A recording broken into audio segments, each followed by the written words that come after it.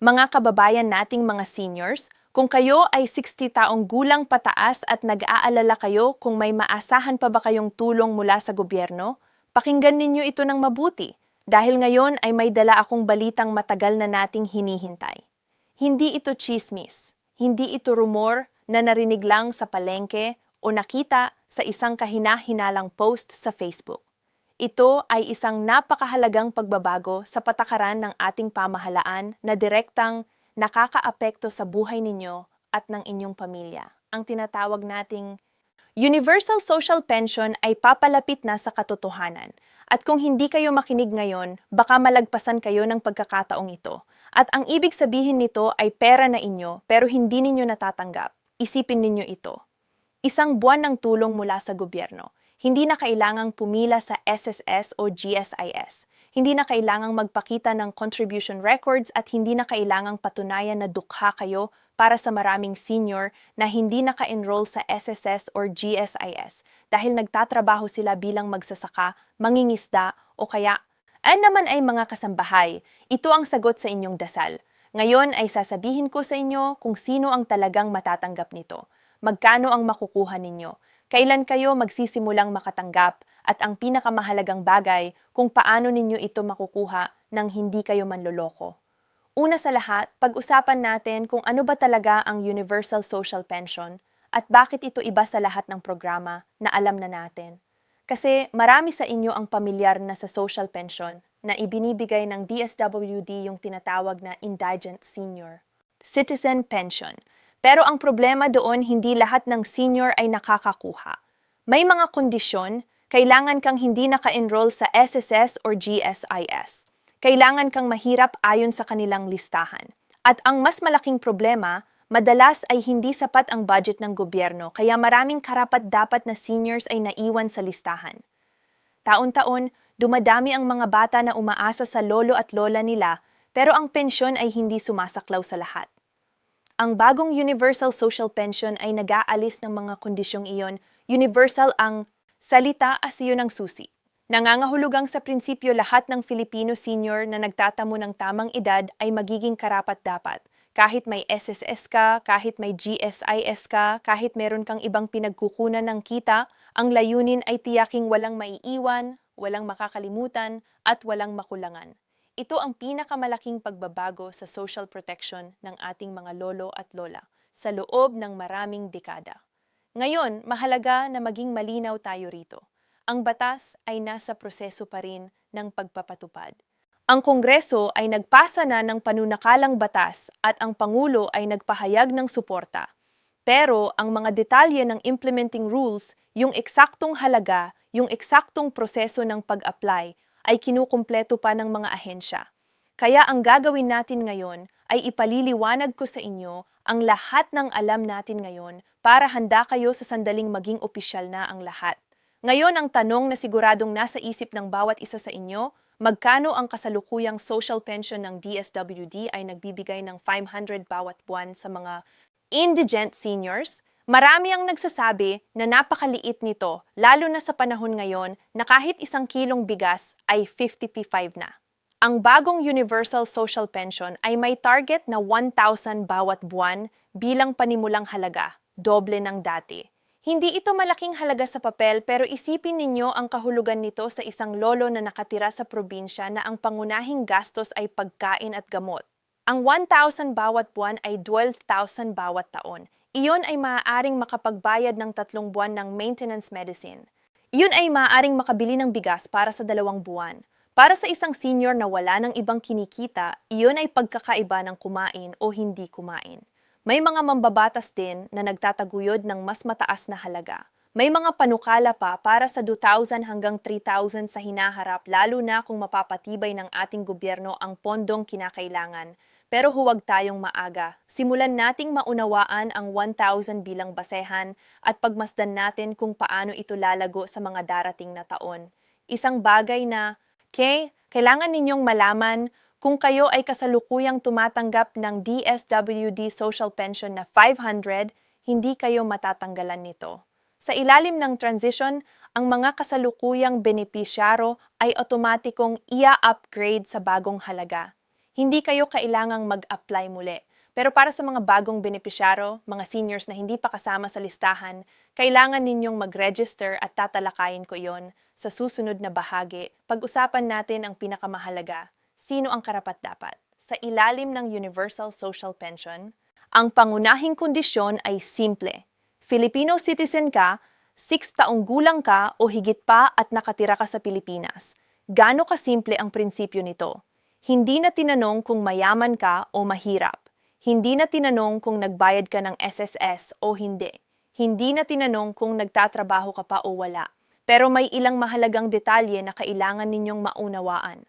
Una, ang edad na 60 ay ang panimulang threshold. Pero ang ilang bersyon ng batas ay nagtatakda ng mas mataas na priority para sa mga 65 pataas at kahit mas mataas na tulong para sa mga 80 taong gulang pataas.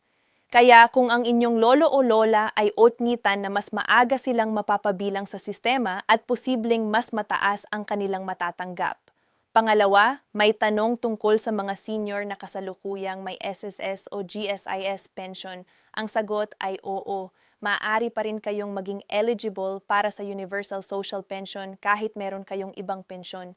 Ito ang universal na aspeto nito. Pero makinig kayo rito ng mabuti dahil dito marami ang nagkakamali. Ang halagang matatanggap ninyo sa Universal Social Pension ay maaaring mabago depende sa inyong iba pang kita.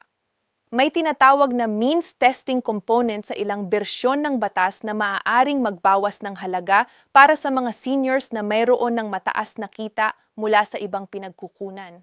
Halimbawa, kung kayo ay tumatanggap ng 15,000 bawat buwan na SSS pensyon, posibleng mabawasan ang inyong Universal Social Pension o hindi na kayo maisama sa pinakamataas na bracket. Ang mga detalye nito ay ginagawa pa ng gobyerno, kaya bantayan ninyo ang opisyal na announcements. Pangatlo, para sa mga OFW na bumalik na sa Pilipinas, kung kayo ay 162 pataas, nakatira na dito at Filipino citizen, karapat-dapat kayo. Ang mga benepisyo ng Universal Social Pension ay hindi limitado sa mga hindi nag-abroad. Ang bawat senior na Pilipino na tumanda sa bayang ito ay may karapatan sa proteksyon na ito. Ngayon, pag-usapan natin ang proseso ng pag-apply at ito ang bahagi na gusto kong pinakamatalik ninyong pakinggan dahil dito maraming seniors ang nagkakamali at naiwan. Una, huwag kayong pumunta sa SSS o GSIS para sa Universal Social Pension. Ito ay magkaibang programa. Ang tanggapang responsable para dito ay ang DSWD, ang Department of Social Welfare and Development at ang inyong lokal na OSCE o Office for Senior Citizens Affairs sa inyong munisipyo o lungsod. Ang proseso ng registration ay magsisimula sa OSCE. Pumunta kayo sa inyong barangay hall at humingi ng listahan ng requirements. Sa pangkalahatan, kakailanganin ninyo ang inyong valid ID na nagpapakita ng inyong edad.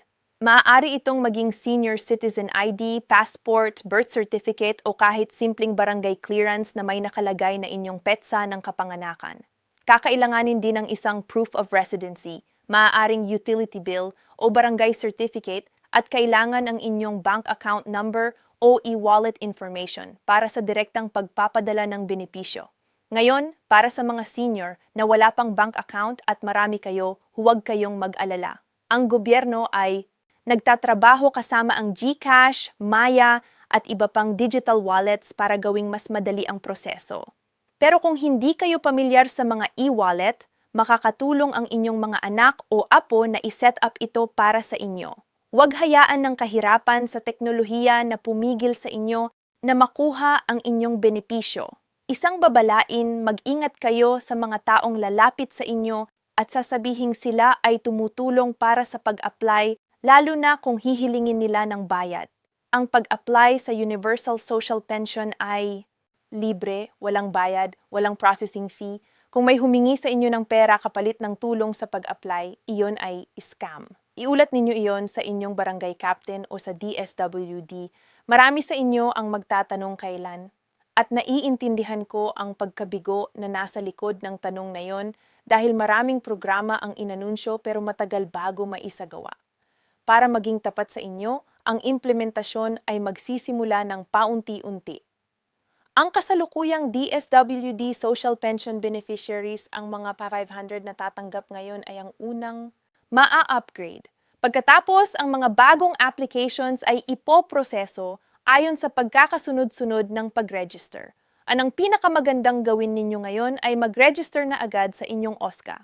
Kahit hindi pa opisyal na simulan ang Universal Social Pension sa inyong lugar, ang pagkakaroon ng inyong pangalan sa listahan ay naglalagay sa inyo sa unahan ng pila. Sa maraming ahensya ng gobyerno, ang sistema ay first come, first served at ito ay hindi pagbubukod. Ang mga bayad ay inaasahang darating ng buwanan at ang pinaka-inerekomendang paraan ng pagpapadala ay sa pamamagitan ng direktang deposito sa bangko o e-wallet para maiwasan ang mga pagkaantala na karaniwang nangyayari sa cash-based na distribusyon. Kung naaalala ninyo ang mga problema noong COVID ayuda, ang mahaba at mainit na pila, ang nawawalang pera, ang mga taong nagsabing hindi sila natanggap kahit nakapila sila ng matagal, gusto ng gobyerno na maiwasan ang lahat ng iyon sa bagong sistema.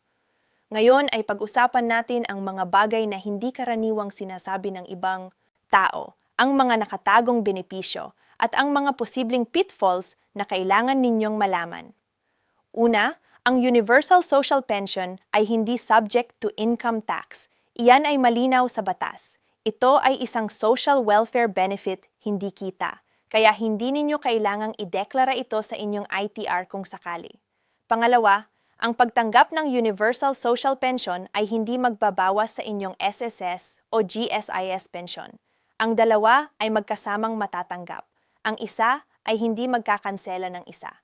Ito ay isang importanteng to na maraming seniors ang hindi alam. At dahil sa pagkakamali o maling payo, tinatanggihan ng ilan ang pag-apply dahil akala nila mababawasan ang kanilang SSS.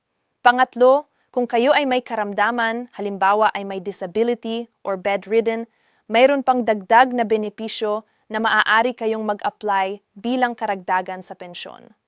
Ang DSWD ay may programa para sa mga senior na nangangailangan ng special care. Huwag hayaan na dahil lang sa isang benepisyo ay hindi na kayo mag-explore ng ibang tulong na maaaring makuha ninyo. At sa paksang ito ng maximizing benefits, pag-isipan ninyong mabuti ang tamang oras ng pag-apply sa inyong SSS o GSIS pension kung hindi pa kayo nagre-retire. Sa SSS, ang halagang matatanggap ninyo ay mas mataas. Kung mas matagal kayong naghintay bago kumuha, ang monthly pension ay nagdadagdag ng increments para sa bawat taon na naantala ang pag-claim pagkatapos ng edad 60. Kaya kung mayroon kayong ibang pinagkukunan ng kita at kaya ninyong antalahin ang SSS pension hanggang 65 o 70, maaaring mas malaki ang makuha ninyo sa huli. Bago tayo mag-wrap up, nais kong ibahagi sa inyo ang mga practical na tips na makakatulong sa inyong paglalakbay sa prosesong ito. Una, i-update ninyo ang inyong Senior Citizen ID. Maraming seniors ang may lumang ID na mula pa sa nakaraang dekada. Kung ang inyong ID ay hindi na malinaw o wala ng barcode, pumunta sa inyong OSCA para sa renewal bago kayo mag-apply. Ang updated ID ay makakatulong sa mas mabilis na processing ng inyong application. Pangalawa, kumpletuhin ninyo ang inyong listahanan, ang National Household Targeting System ng DSWD. Kahit hindi na iyon pangunahing batayan ng Universal Social Pension, ang pagkakaroon ng record sa DSWD ay nagpapabilis ng verification ng inyong eligibility. Pangatlo, dalhin ninyo ang isang tagasama sa inyong mga lakad sa ahensya, isang anak, apo o pinagkakatiwalaang kamag-anak, lalo na kung nahihirapan kayong maglakad o makita ng malinaw. Hindi lamang sila makakatulong sa pagsusulat ng mga form, mapoprotektahan din nila kayo mula sa mga taong maaaring samantalahin ang inyong kalagayan. At sa lahat ng seniors na nanonood ngayon, ibahagi ninyo ang video na ito sa inyong mga kakilala, kaibigan at kapitbahay na senior. Marami sa ating mga kababayan ay hindi makaka-access ng impormasyon na ito sa internet. Marahil may kapitbahay kayong lola na hindi marunong gumamit ng telepono. Kausapin ninyo siya, tulungan ninyo siya na makarating sa OSCA. Ang bawat senior na naiiwanan sa sistema ay isang pagkabigo na hindi natin dapat payagan. Mga mahal kong senior citizens, kayo ay hindi lamang mga tatay at nanay, lolo at lola, Kayo ang pundasyon ng ating mga pamilya at ng ating bansa.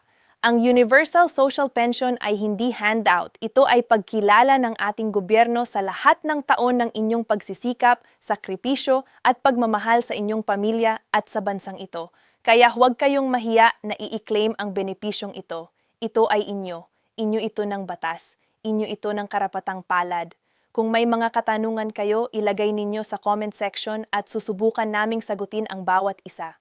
Kung nais ninyong malaman ang pinakabagong updates tungkol sa SSS, GSIS at iba pang benepisyo para sa seniors, mag-subscribe na kayo at i-click ang notification bell para hindi kayo makapalampas ng kahit isang mahalagang balita. Ingat kayo palagi.